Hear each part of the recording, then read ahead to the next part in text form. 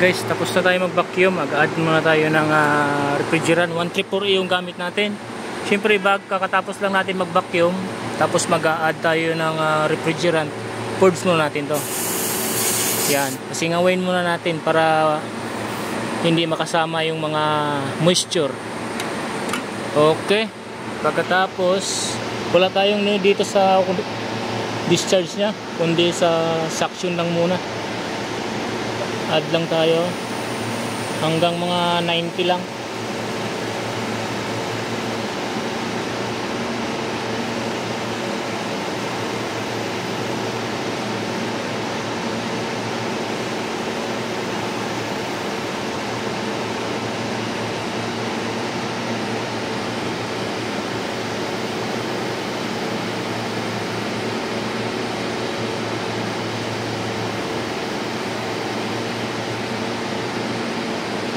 Yan, okay na yan.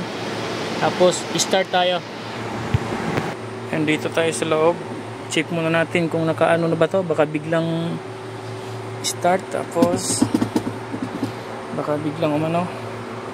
Start tayo.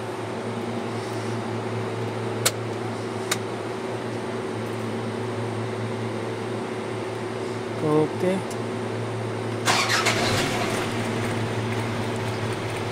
Tapos sa aircon tayo. Yan.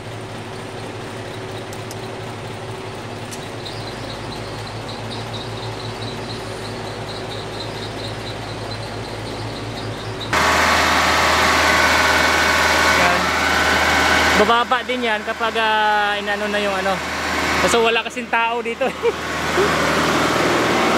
Pasaway. Oh.